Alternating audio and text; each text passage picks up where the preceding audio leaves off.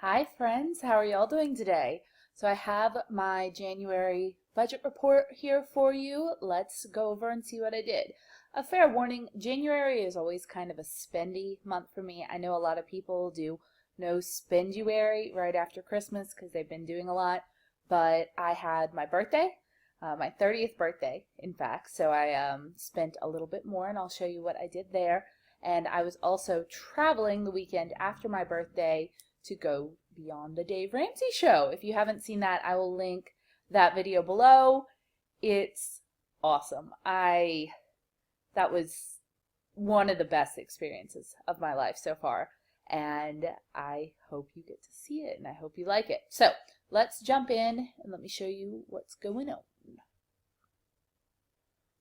Let's move the camera up just a little. There we go. Alrighty, so my income up here is $2,549.86.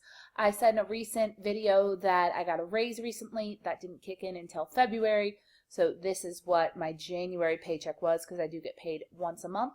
And then this $269.50 is what I contributed to my retirement fund.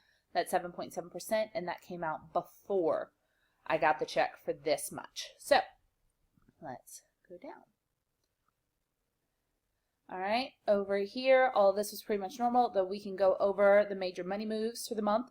Because I moved into my new apartment, I had no more laundry expenses, so I actually took that out. It used to be over here. I used to do $20 per month to go to the laundromat in the apartment complex that I lived in. I now have a washer and dryer that came with my new apartment, so that's $20 that I don't have to spend anymore. So that's pretty exciting. Also, I'm loving having my own washer and dryer, because who wouldn't?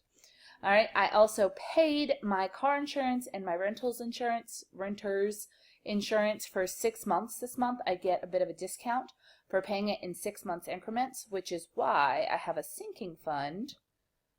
Or actually, you can't see it here, but this $57 that I have a month, I actually have auto drafting into a savings account every month, and then every 6 months I pull that out and pay it. So it doesn't feel like I'm spending $337 on insurance just suddenly, because it's only coming out like I'm paying it monthly. So I pulled out the $337, paid that, easy as pie. All right. I also had to pay for the Airbnb that I was staying at when I went to go see Dave Ramsey. That was $303.96.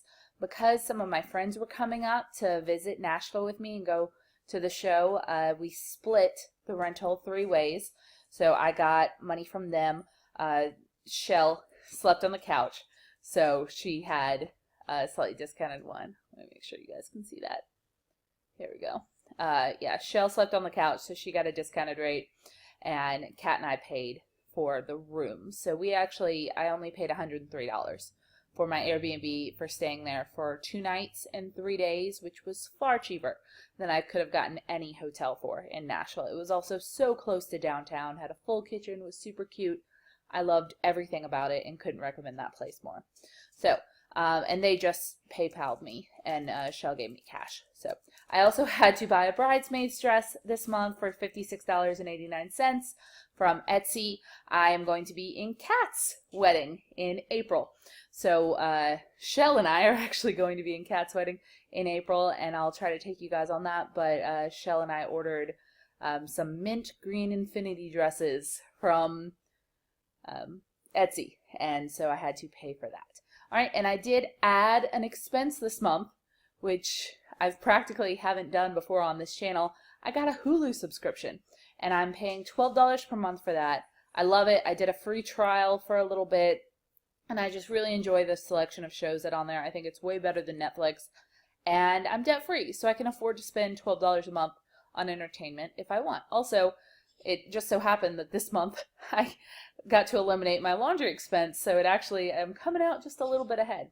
I also did spring for the no ads version of Hulu for $12 versus the some ads version of Hulu for $8 because I'm debt-free like ballin' over here.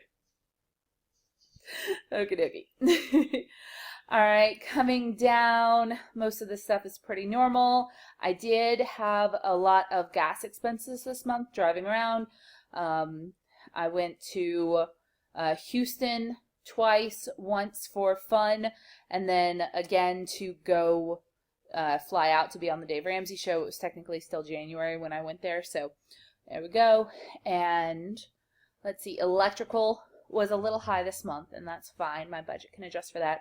Now, the main place that I overdid here was in groceries and household, and that was because I had a birthday party this month. It was my 30th birthday in January, and I decided to invite everyone I know here over. I invited my coworkers, I invited my friends, and we just had a really nice party. I served Hawaiian sliders and a ton of food and a ton of wine, and I had about 12 or 13 or 15, goodness, people here from 6 p.m. until after midnight, coming and going and stuff like that. It was a really great party. I had so much fun. I felt very loved on my birthday, and I'm glad that I did it. So the $150 was for food and wine. All right, over here, I bought myself a new watch this month. This is a Fossil Q Smartwatch. It looks like a regular watch, but it's actually a smartwatch, so it tracks my steps and sends me little alerts from my phone. It's definitely a splurge at $167, but I have been saving for it, as you can see here. I saved $22 from my December fitness budget because it does track my steps, $33 from January, and then I had some extra money in December that I saved over, and then I had a birthday gift from Vince and Beth. They sent me $100 for my birthday, and so that is how I paid for my watch. So I've been saving up for this for a little bit. I like it. I think it's cute. I wore it on the Dave Ramsey show. So I actually originally had that blocked out, and then I was, just because it's a little messy, but I was like, why not just show you how I make a purchase like that? Because you know what? I'm debt-free, but $167 is still a lot of money. So if I'm going to buy something like that, I'm going to be sure of exactly what I want, and then I'm going to pay for it with money from my budget instead of like on a credit card or something. So I saved up for this, and I like it. Okie dokie. Next up, I also overspent in restaurant by $33, traveling, birthday, stuff like that, and in personal, so we'll go down and see where I busted over. So this was just a lot of eating out, because January is always a busy month for me.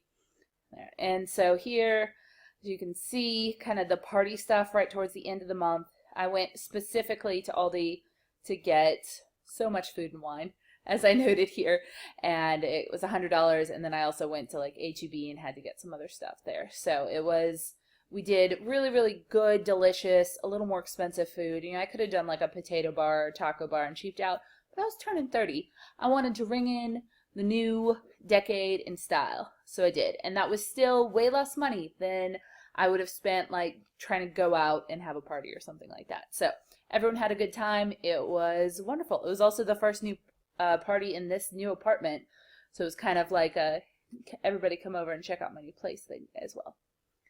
Alrighty, so here is where I went over in personal spending. Let's see, how much did I go over? I had $200 budgeted. I spent $317. So the bulk of this was I went to IKEA early in the month and I got some stuff for the new apartment. This apartment has a lot more windows, and so I had to purchase curtains and curtain rods to cover all the giant new windows. I got a little table for my little patio. It's really cute. I'll show you guys that in a future video, and some other kind of household stuff. I also got another set of dishes because I only had one, and it kind of added up to $91, which happens at IKEA. But I don't regret anything that I bought. I haven't actually installed everything yet. I bought some, my little coffee corner back there. I bought some shelves for that wall and actually customized it by installing some hooks so I can hang cups from it. It's going to be adorable. It's going to be adorable. And I can show you guys real quick. I had to get nice long curtains and that. It's really nice outside right now. So I have my outside porch door open with the screen closed. I'm loving this weather. I'm so glad it's not cold anymore. And then at Walmart, I bought a couple of nightshirts and some household stuff. I got some earmuffs because it was still cold in January on Amazon, some random stuff. I went antiquing and bought some teacups, which are adorable, and a clock for my wall, which I also love. And then this says PayPal crap dress. Please don't demonetize me, YouTube, because I am a member of a couple of like Facebook swap and sale sites, and I saw a dress that looked really cute on the internet. It was being sold for $15 on one of these sites. It comes in and it's got like grease stains on it and stuff, and I just didn't want to go through all the trouble of trying to get my money back from this girl. She was really, really nice. This is just going to end up being like a bang around the house dress or a gardening dress or something. I'll use it. It was not worth $15, but it's fine. It's fine. I'm a little mad about it because she didn't say that it had like grease stains on it. So let's see. I also bought a couple of things from Wish. Apparently in January I just buy things that I don't like, and it came in and stuff wasn't worth it. There is one, oh goodness, it's Jacob's birthday party.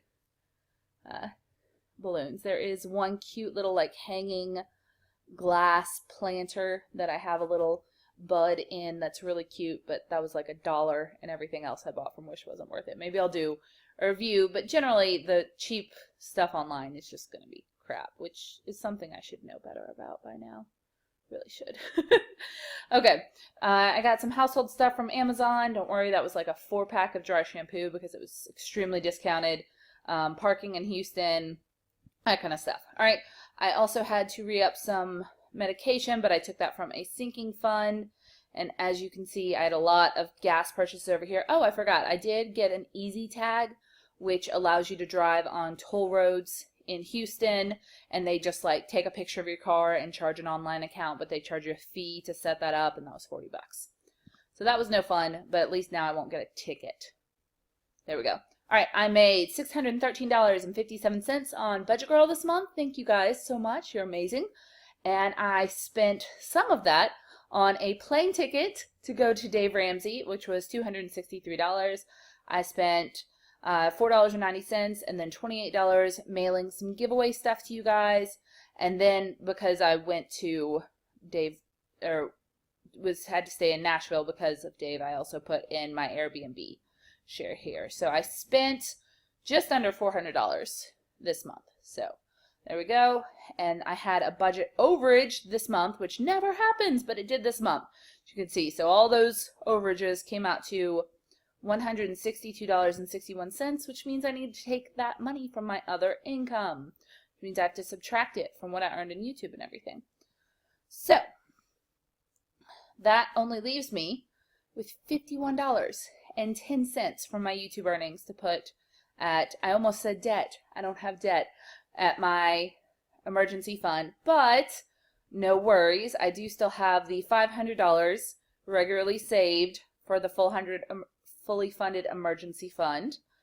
And I also had a DLC meal sub, the $51 from up here. And I got a bonus of $200 from a new account that I set up online. It was a banking and investment account, and if you transfer some money over, and they give you a $200 bonus. And so I kept money in there long enough. They gave me the $200 bonus, and so I decided to put that straight at my emergency fund, which brought it up from 75% to 81%. Yay! I'm so close. I can taste it. It's going to be like another month and a half, maybe. Whew, I would love to get it done in March. I would love to get it done in March. And then with the extra income over here, it didn't bump it up from 81. It's like my emergency fund is at like $8,172 or something like that. So 81% funded at the end of January. I'm not mad at it, especially since it was a spendy month. I don't regret it. I had a wonderful January this year, and I got to start out the year debt-free. This is the first year I've been debt-free since I took out debt, since I got into debt. Okay, so I would love to hear how you guys did in January. I know it's towards the end of February at this point. It's okay. Sometimes I take a hot minute to reconcile, and I should be better at this because it stresses me out when I don't. I hope you guys had a wonderful month, having a wonderful day. Don't forget to subscribe to this channel if you're interested in this kind of content. I show you guys exactly what I do with the money that I make. I believe in full transparency so that you can see that making money moves towards a positive financial future is possible. I can do it on my income, you can do it on yours, and I think you should hang out. So don't forget to like this video, and I'll see you guys next time.